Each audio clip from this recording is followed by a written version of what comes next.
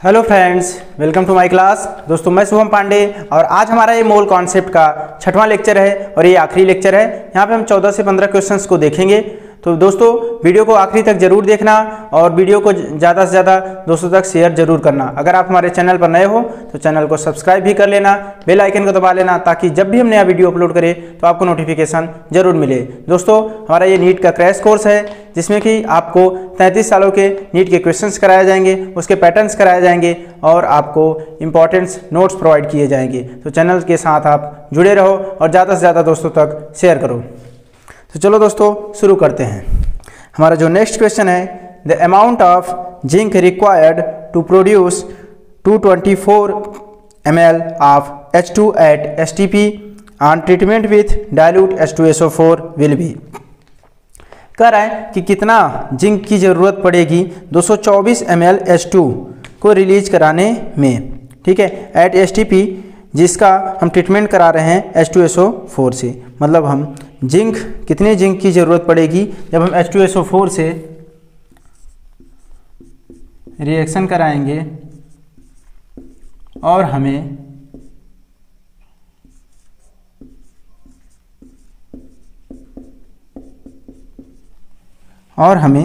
224 ml H2 gas मिलेगा। तो कितने जिंक की ज़रूरत पड़ेगी।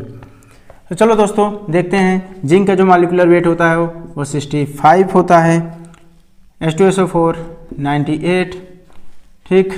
और ये तब हमें मिलता है अगर हम इसको 1 मोल लेते हैं, ठीक है, इसको भी अगर हम 1 मोल लेते हैं, ठीक, तो ये होगा 65 प्लस 32 प्लस 64। तो ये हमको मिलता है 1 मोल या 2 ग्राम कह सकते हैं या 22.4 लीटर कह सकते हैं या कह सकते हैं 22,400 ml। ओके दोस्तों, तो अगर 22,400 ml H2 रिलीज कराने के लिए हमें जिंक की 65 ग्राम की ज़रूरत पड़ती है, तो 224 के लिए कितने की ज़रूरत पड़ेगी। सबसे पहले हम 1 ml के लिए पता करते हैं। 1 ml के लिए 65 डिवाइडेड बाई 22,400 तो इंटू 224 ml के लिए यहाँ भी मल्टीप्लाई कर दो, 224 कट गया अगर तो ये आ गया 100, सो होगा 0.65। तो दोस्तों 0.65 ग्राम जिंक की ज़रूरत पड़ेगी, ठीक है। तब जाके H2 224 ml रिलीज होगा। ओके, नेक्स्ट क्वेश्चन है, the dimensions of pressure are the same as that of. Dimension of pressure क्या होता है दोस्तों। प्रेशर होता है फोर्स अपान में एरिया, और फोर्स इक्वल टू क्या होता है, मास इंटू एक्सेलरेशन। एरिया होता है लेंथ इंटू ब्रेथ।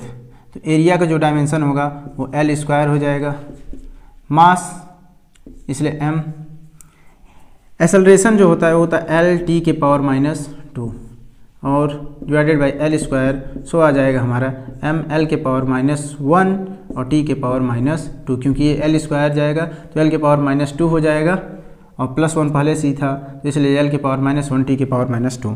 कह रहा है इसका डायमेंशन किसके बराबर होगा।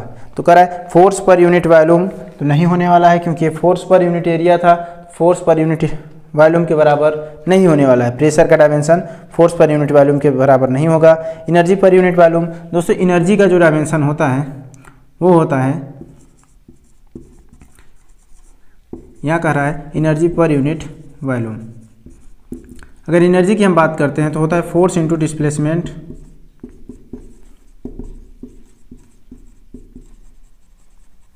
ठीक, और डिवाइडेड बाई वॉल्यूम, या वॉल्यूम मतलब L3, ठीक है। तो जो फोर्स का था MLT के पावर -2 था, साथ में डिस्प्लेसमेंट एक और L और डिवाइडेड बाई L3, तो होगा क्या डायमेंशन में 1L 2L, तो L² से 1L बचेगा, सो ML के पावर -1 T के पावर -2। तो बिल्कुल सही जवाब है इसका डायमेंशन, ठीक है। प्रेशर का डायमेंशन और एनर्जी पर यूनिट वॉल्यूम का डायमेंशन बराबर होगा। दोस्तों आपसे यही क्वेश्चन पूछा गया था ऑप्शन सी है फोर्स, नहीं बराबर होगा। ऑप्शन डी है एनर्जी, नहीं बराबर होगा। दोस्तों जो हमारा नेक्स्ट क्वेश्चन है, the number of moles of oxygen in 1 litre of air containing 21% oxygen by volume under standard condition is. दोस्तों कह रहा है कि 1 लीटर में 21% ही ऑक्सीजन है बाय वॉल्यूम, जो भी उसका वॉल्यूम है उसका 21% ऑक्सीजन है। तो बताओ कि अंडर स्टैंडर्ड कंडीशन मतलब एसटीपी पर उसमें कितने मोल होंगे, 1 लीटर में कितने मोल ऑक्सीजन होंगे। दोस्तों अगर हम 1 लीटर की बात करते हैं तो उसमें 21% है, मतलब कि 1000 ml का हम 21% निकालते हैं, हमें पता चलता है कि 210 ml ये एसटीपी पर है। अगर हम नंबर ऑफ मोल्स कैलकुलेट करने जाएंगे तो हमें डिवाइडेड बाई 22,400 करना पड़ेगा। 1 0 से 1 0 कैंसिल हो जाएगा। अब दोस्तों अगर इससे हम भाग करते हैं, हम इसको इस तरह से लिख लेते हैं कि 2100 और डिवाइडेड बाई 2240 इंटू 100 कर लिया। हमने ऊपर भी 100 कर लिया और नीचे भी 100 से मल्टीप्लाई कर लिया। अब अगर इससे हम इसको मल्टीप्लाई करेंगे, डिवाइड करेंगे इससे इसको, तो एक बार 0 बार जाएगा, डेसिमल लगेगा तो 9 बार जाएगा, ठीक है। और नीचे 100 है तो अगर हम अप्रॉक्स रिजल्ट निकालेंगे तो 0.009 होगा। सो हमारा करेक्ट आंसर होगा ऑप्शन ए 0.0093। ओके, अब हम देखते हैं नेक्स्ट क्वेश्चन। इतना ही मोल होगा, 0.0093 मोल, बहुत ही आसान है। दोस्तों हमारा नेक्स्ट क्वेश्चन है, the total number of valence electron in 4.2 gram of N3 minus ion is, where Na is the Avogadro number. हमें total number of valence electron बताना है 4.2 gram of N3 minus ion. Valence electron होता है outer orbit का electron. अगर हम nitrogen की बात करते हैं तो नाइट्रोजन में वैलेंस इलेक्ट्रॉन होता है 2,5, जो वैलेंस इलेक्ट्रॉन होता है वो 5 होता है। यहाँ N3 माइनस की बात करते हैं तो यहाँ 3 नाइट्रोजन है तो 5 × 3 हो जाएगा, एक एक्स्ट्रा माइनस है सो +1, तो टोटल इलेक्ट्रॉन कितने हो जाएंगे, 16 वैलेंस इलेक्ट्रॉन हो जाएंगे। एक N3 माइनस में 16 वैलेंस इलेक्ट्रॉन होंगे। ओके, तो हम 4.2 ग्राम में देखते हैं कितने N3 माइनस होंगे। तो नंबर ऑफ मोल्स अगर हम निकालते हैं 4.2 डिवाइडेड बाई 14 3 जा 42 होगा, क्योंकि एक नाइट्रोजन का जो वेट होता है वो 14 होता है, तो N3 का वेट होगा 14 3 जा 42। अगर हम कट करते हैं तो ये आएगा 0.1 मोल या 0.1 Na एवोगैड्रो नंबर। दोस्तों ये 0.1 एवोगैड्रो नंबर आया हमारा N3 माइनस।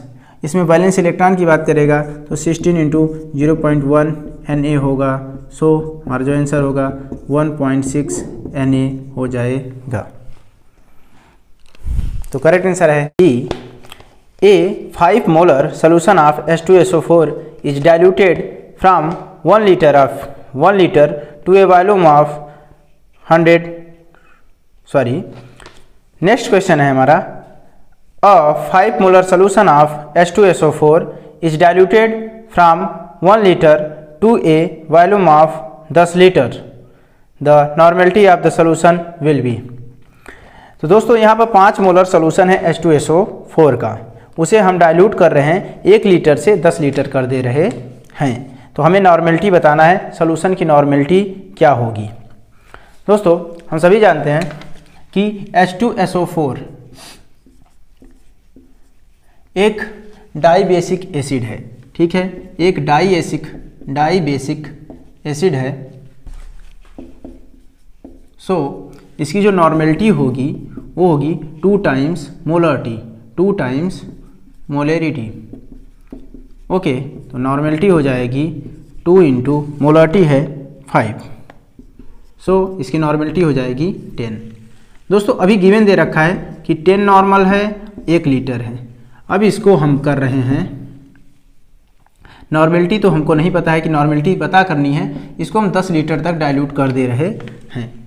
तो दोस्तों हमको लगाना पड़ेगा N1V1 equal to N2V2, N1V1 equal to N2V2, ये दे देता है N1V1 इक्वल टू N2V2,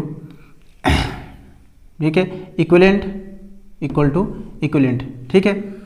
तो एक तरीके से मोल से ही होता है, लेकिन यहाँ पर इक्विवेलेंट मोल हो जाता है, ठीक है। तो N1 क्या होगा, 10 हो जाएगा इंटू 1, N2 यहाँ पर क्या होगा, मोलरिटी से अब हम यहाँ नॉर्मेलिटी में निकालने जा रहे हैं, ठीक है। तो N हम कहेंगे इंटू वॉल्यूम हो जाएगा 10 लीटर, सो 10 और 10 कैंसिल, तो नॉर्मेलिटी आ गया 1। तो मोलरिटी दे रखा था 5, ठीक है, यहाँ से नॉर्मेलिटी हमने निकाल लिया 10, फिर हमने इक्विवेलेंट निकाल लिया दोनों का, N1V1 इक्वल टू N2V2। अगर हम M1V1 करते, ठीक है, इंटू M2V2, यहाँ से हमें नंबर ऑफ मोल्स आता है, यहाँ से नंबर ऑफ इक्विवेलेंट आता है, यहाँ से क्या आता है, नंबर ऑफ इक्विवेलेंट। सो हमारी जो नॉर्मेलिटी होगी 1 होगी, मतलब ऑप्शन ए।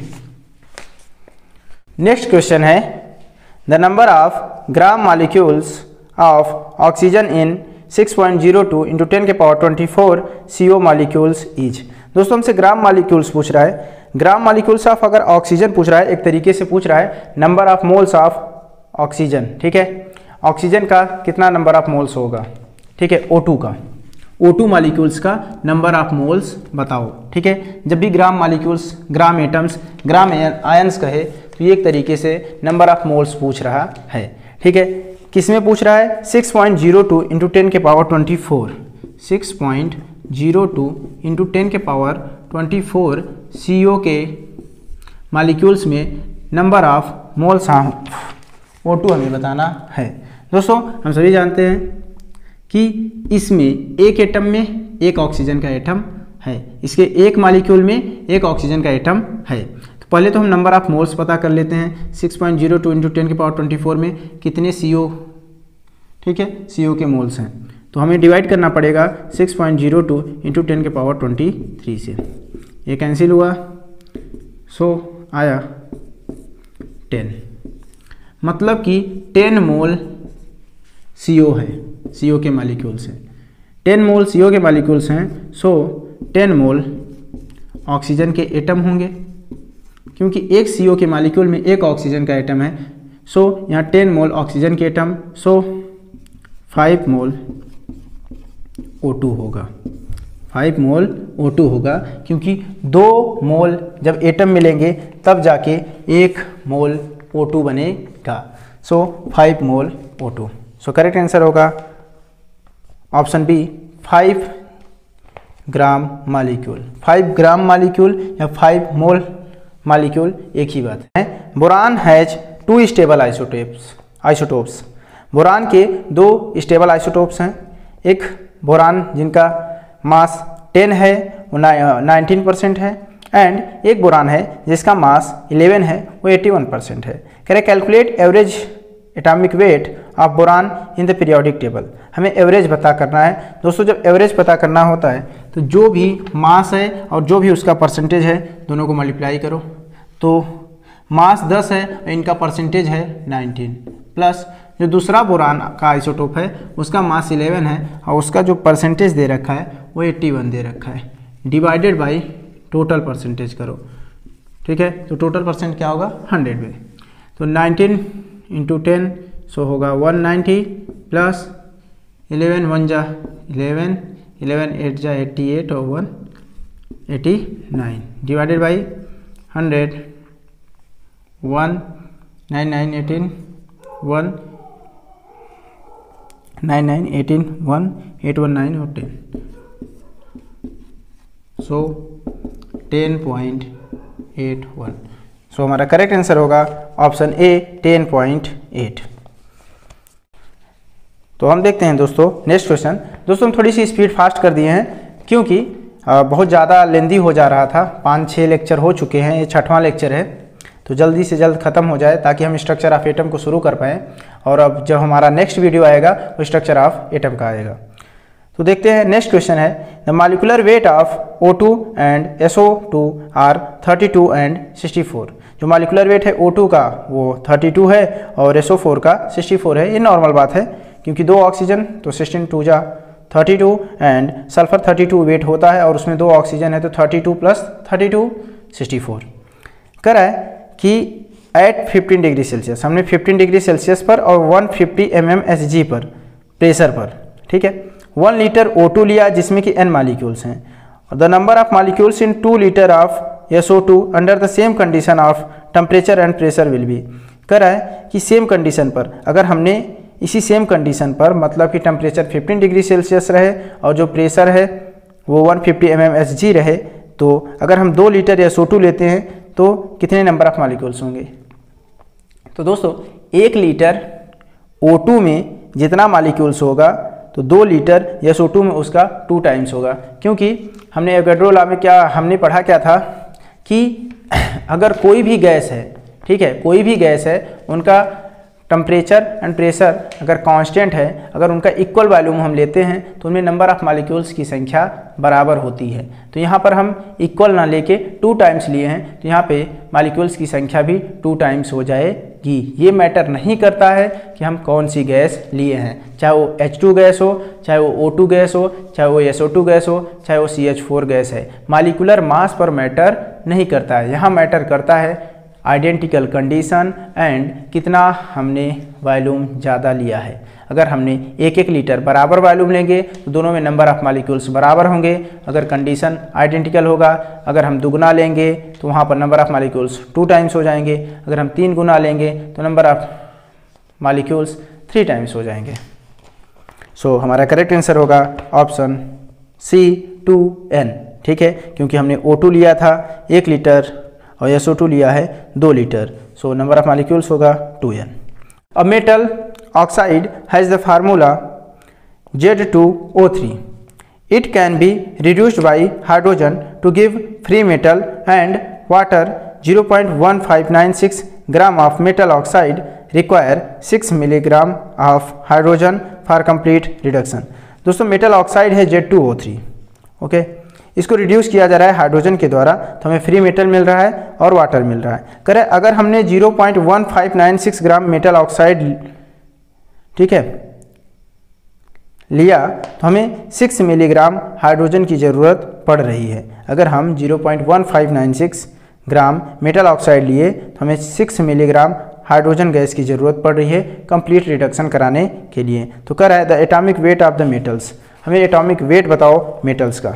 दोस्तों Z2O3 है प्लस H2 तो क्या बनेगा, 2Z बनेगा प्लस 3H2O। तो दोस्तों उसकी वजह से यहाँ भी 3 हो जाएगा। अगर अब हम देखें तो अगर हम इसको 1 मोल लेते हैं तो यहाँ 2 मोल Z बनता है और इसका हम 3 मोल ले रहे हैं, 3 मोल ले रहे हैं, ओके। तो हम ये कह सकते हैं कि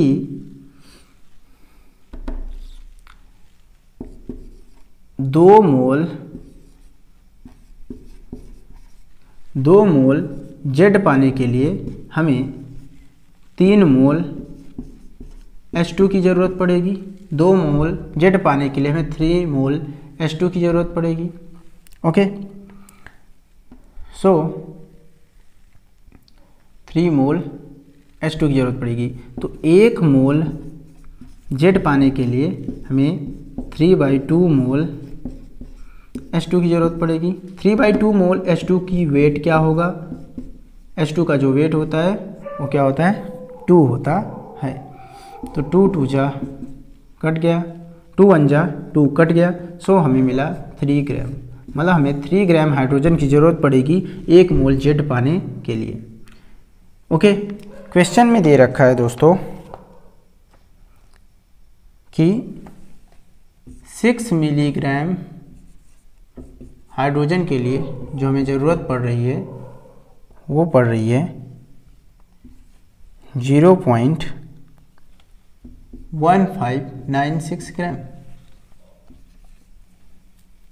हम 1 मिलीग्राम लेते हैं H तो हमें मिलेगा 0.1596 डिवाइडेड बाई 6 मिलीग्राम, मतलब 6 × 10⁻³ अगर हम इसी को 6 ग्राम लेते हैं तो हमें मिलेगा 0.1596 डिवाइडेड बाई 6 × 10⁻³ × 6।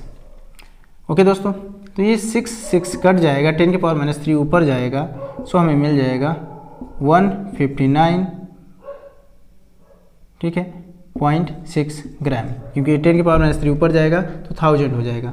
तो दोस्तों हमें क्या पता चला कि अगर हम 6 ग्राम हाइड्रोजन लेते हैं तो हमें कितना ग्राम Z2O3 लेना पड़ेगा, क्योंकि ये क्या था, Z2O3।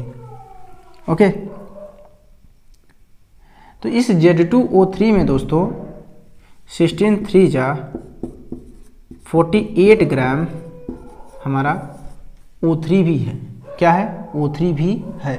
सो अगर हम 159.6 ग्राम में से अगर 48 ग्राम घटा देते हैं तो हमें मिल जाएगा 111.6 ग्राम क्या, Z, जिसमें कि 2 Z हैं। अगर मैं कहूँ कि एक Z का मास क्या होगा तो कहेंगे 111.6 डिवाइडेड बाई 2, तो 2 5 जा 10, फिर 2 5 जा 10.8। सो जो हमारा वज़न हो जाएगा वो हो जाएगा 55.8। तो दोस्तों आपको ये क्वेश्चन समझ में आया होगा कि यहाँ पर कह रहा था कि अगर हम 6 मिलीग्राम हाइड्रोजन लेते हैं तो हमें 0.1596 ग्राम मेटल ऑक्साइड की ज़रूरत पड़ती है। तो एटॉमिक वेट बताओ मेटल का। हमें रिएक्शन था, ठीक है, Z2O3 + 3H2, तो हमें 2Z मिल रहा है, 3H2O मिल रहा है।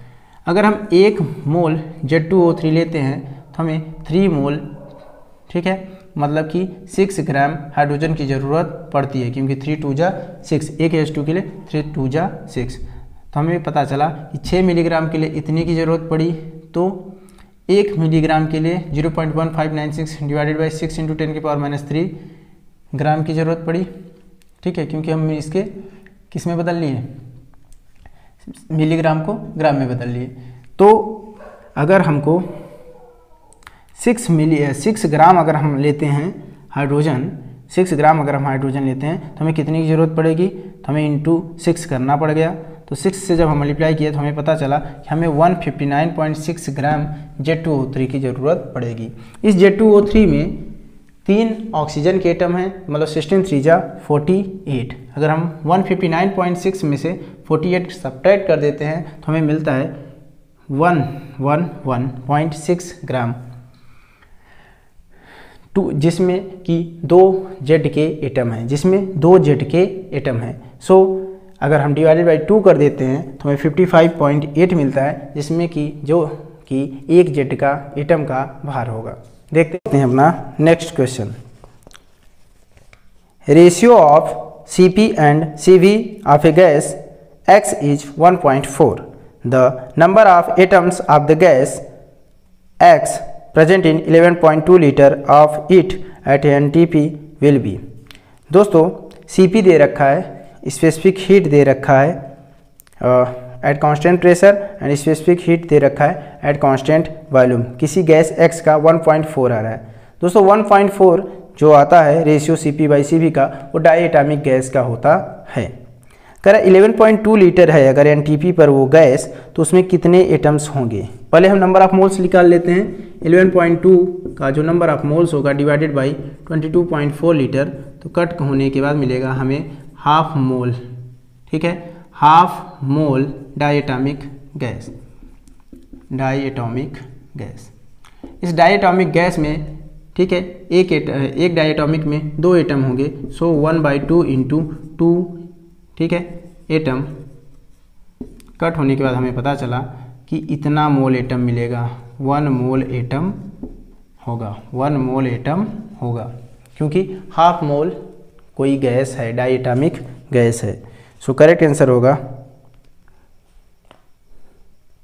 6.02 इंटू 10 के पावर 23 एटम, क्योंकि 1 मोल एटम 6.02 इंटू 10 के पावर 23 होता। नेक्स्ट क्वेश्चन है, what is the weight of oxygen required for the complete combustion of 2.8 kg ethylene.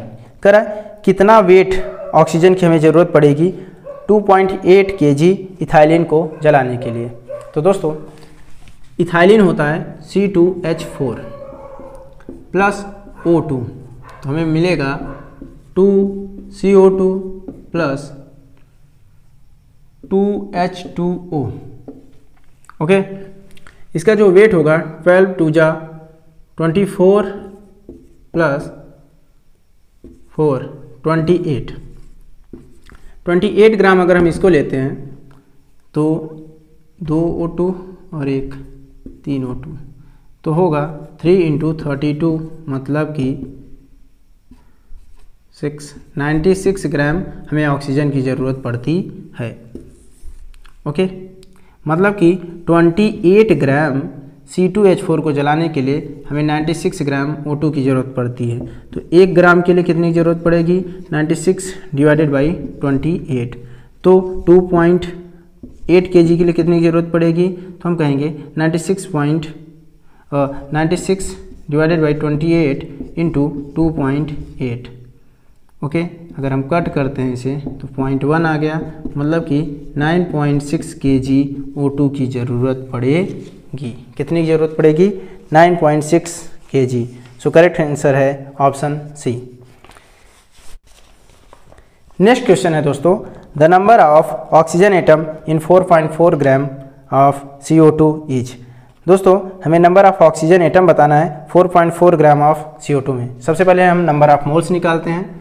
4.4 divided by 44 करेंगे, क्योंकि CO2 का जो वेट होता है मॉलिक्यूलर वेट वो 44 होता है। कट करने के बाद ये आएगा 0.1। ऑक्सीजन एटम की बात किया है तो ये 0.1 मोल आ गया, और ये आया है CO2। एक CO2 में 2 ऑक्सीजन के एटम होते हैं, सो 2 इंटू 0.1 मोल ऑक्सीजन एटम। सो ये होगा 0.2 इंटू 1 मोल में होता है 6.02 इंटू 10 के पावर 23। अगर हम 6 से मल्टीप्लाई करते हैं तो यह आ जाएगा 1.2 अप्रॉक्स में 10 के पावर 23। सो करेक्ट आंसर होगा ऑप्शन ए 1.2 इंटू 10 के power 23। Next question, at STP the density of CCl4 vapour in gram per litre will be nearest to. ठीक है, STP पे हमें डेंसिटी बतानी है CCl4 वेपर का डेंसिटी बताना है ग्राम पर लीटर में। दोस्तों पहले तो हम CCl4 का मॉलिक्यूलर वेट पता करते हैं। कार्बन का होता है 12, ठीक है, क्लोरीन का होता है 35.5। यहाँ 4 क्लोरीन है, मल्टीप्लाई करना पड़ेगा, ये हो जाएगा 142, क्योंकि 35 चौका 170। सो 12 प्लस 142 तो हो जाएगा 224 5 154। ओके दोस्तों, तो हम जानते हैं कि 1 मोल गैस STP पे जो होता है वो 22.4 लीटर के बराबर होता है। तो अगर हमें डेंसिटी बतानी है ग्राम पर लीटर में, तो जो मास हो जाएगा वो होगा 154 डिवाइडेड बाई जो वॉल्यूम होगा वो 22.4 लीटर होगा, 22.4 लीटर। अब अगर हम कट करते हैं तो अगर 22 पॉइंट हम जानते हैं कि अगर केवल 22 से करते तो 22 57 बार चला जाता, लेकिन यहाँ 0.4 भी है तो इसलिए 6 से छोटा ही होगा। तो कौन सा ऑप्शन हो सकता है, option A 6.87 is right answer. देखते हैं, तो दोस्तों हमारा नेक्स्ट क्वेश्चन है 1 litre hard water contains 12 milligram Mg2+, milliequivalent of washing soda required to remove its hardness is. हमें मिली इक्विवेलेंट बताना है। दोस्तों अगर हम मिली इक्विवेलेंट की बात कर रहा है तो सेम मिली इक्विवेलेंट से रिएक्ट करता है। तो अगर हमें मिली इक्विवेलेंट Mg2+ का पता चल जाए तो हम बता सकते हैं कि कितना मिली इक्विवेलेंट की हमें ज़रूरत पड़ेगी वॉशिंग सोडा की इस हार्डनेस को हटाने के लिए, ठीक है, वाटर को सॉफ्ट करने के लिए। हम जानते हैं कि मैग्नीशियम 2+ बनाता है, सो इसका जो इक्विवेलेंट वेट होगा molecular weight divided by n factor, और Mg2+ का जो n फैक्टर है वो 2 है क्योंकि वो 2+ आयन है। सो इसका जो मिली इक्विवेलेंट होगा वो 12 होगा, सॉरी जो इसका इक्विवेलेंट वेट होगा वो 12 होगा।